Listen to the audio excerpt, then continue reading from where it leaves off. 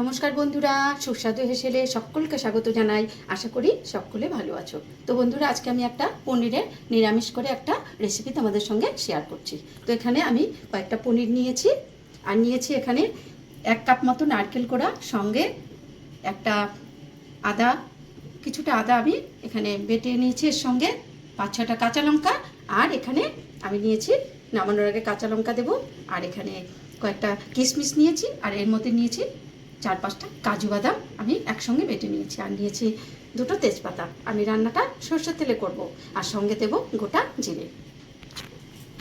তাহলে শুরু করা যাক। এখানে আমি সরষের তেল দিয়ে দিলাম।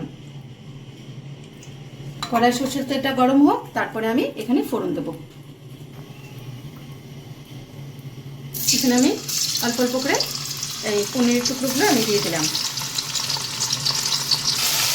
আমি ছানার টুকরোগুলো বেশি একটা ভাজলাম না বন্ধুরা, আমি অল্প ভেজে উঠিয়ে রাখছি।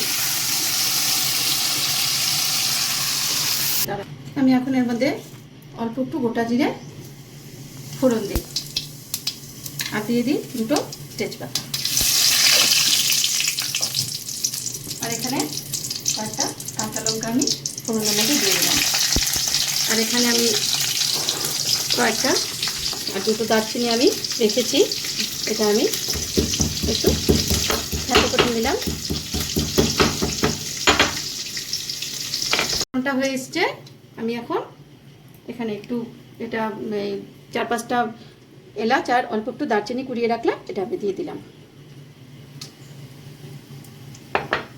দিয়ে আমি এখানে এই নারকেলটা বেটে রেখেছিলাম, কাজু বাদাম আর আদা আর লঙ্কা দিয়ে এটা আমি দিয়ে দিলাম। এই রান্নাটা বন্ধুরা খুব সহজ, খুব একটা ঝামেলা নেই, একদমই ঝামেলা নেই। তোমরা দেখো,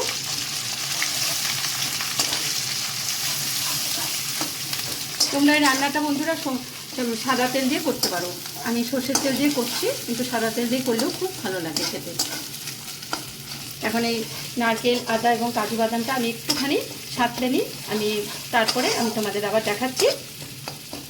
এর মধ্যে আমি এখন একটু লবণ, হলুদ দিই, এই 4 চামচের হাফ চামচের আর একটু কম, চামচের 4 ভাগে 1 ভাগ হলুদ দিলাম। গ্যাসের ফ্লেমটা একদম লো টু মিডিয়াম করে রেখেছি। আমি এখন এর মধ্যে একটু জিরে গুঁড়ো দেব। দেখো, এর পরিমাণটা অল্প একটু জিরে গুঁড়ো দিলাম। এই রান্নাটা বন্ধুরা করে দেখো নিরামিষের দিন, তোমাদের খুব খুব ভালো লাগবে। আমি যেরকম নিরামিষ রান্না করে দেখাচ্ছি বন্ধুরা, খুব একটা বেশি ইনগ্রিডিয়েন্টস লাগছে না, ঘরের যা যা তোমাদের থাকে সেই দিয়ে আমি রান্নাগুলো করার চেষ্টা করি। আর তোমরা বন্ধুরা যারা আমার চ্যানেলটা সাবস্ক্রাইব করেছো, তাদের আমি অনেক অনেক আন্তরিক ধন্যবাদ জানাই। যারা এখনও করে উঠতে পারোনি, তাদের বলবো প্লিজ সাবস্ক্রাইব করো এবং বেল আইকন প্লিজ প্রেস করো, যাতে আমার রান্নাগুলো জলদি তোমাদের কাছে পৌঁছে যায়। আর লাইক এবং কমেন্ট করো প্লিজ, আমাকে একটু তোমরা সাড়া দিও যে তোমরা আমাদের সাথে আছো, সেটাই আমার কাছে বিরাট উৎসাহের ব্যাপার হবে বন্ধুরা। আমি আবার বলছি, সাবস্ক্রাইব করতে এবং চ্যানেল বেল আইকন প্রেস করতে কোনো টাকা লাগে না বন্ধুরা। প্লিজ সঙ্গে থেকো, আমাকে উৎসাহ দিও, যাতে আমি আরও গ্রাম বাংলার অনেক রান্না তোমাদের কাছে পৌঁছে দিতে পারি।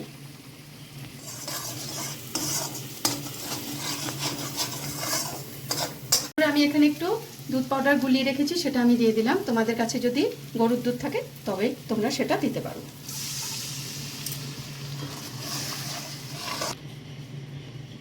বন্ধুরা, আমি দুধ পাউডার গুলিয়েছিলাম, তার মধ্যে আমার হলুদের চামচটা ছিল বলে রংটা একটু হলদে লাগলো।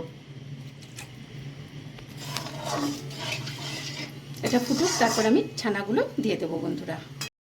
এখন আমি পনিরগুলো দিয়ে দিলাম। পনিরগুলো দিয়ে আমি গ্যাসের ফ্লেমটা একদম অল্প করে দিলাম বন্ধুরা। তারপরে আমি কিশমিশ আর কাঁচা লঙ্কাটা দিয়ে দেব।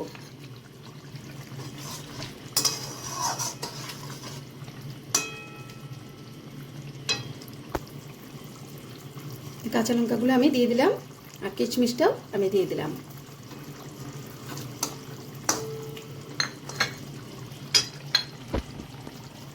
এখানে গরম মশলাটা আমি দিয়ে দিলাম। দেখো, আমি হাফ চামচের একটু কম গরম মশলা নিয়েছি। গরম মশলা দিয়ে আমি একটু ঢেকে রেখেছিলাম বন্ধুরা। 3-4 মিনিট পরে আমি ঢাকাটা খুলে, এই যে দেখো এইরকম হয়েছে আমার রান্নাটা। আমি এখন এর মধ্যে একটু ঘি দেব, দিয়ে তোমাদের বেড়ে দেখাচ্ছি। আমি এর মধ্যে আধা চামচ মতো আমি ঘি দিয়ে দিলাম।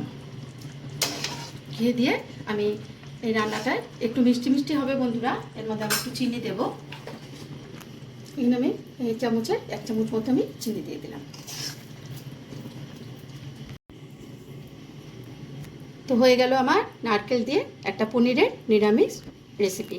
তো তোমরা এভাবে করে দেখো বন্ধুরা, খুব ভালো লাগবে। নিরামিষ রান্নার কাছে সত্যি মাছ মাংস হার মানে। তো আজ তবে এইটুকু থাক, বাকি কথা পরে হবে। আর একটা এরপরে কোনো দিন রেসিপি নিয়ে তোমাদের সামনে আমি উপস্থিত হব।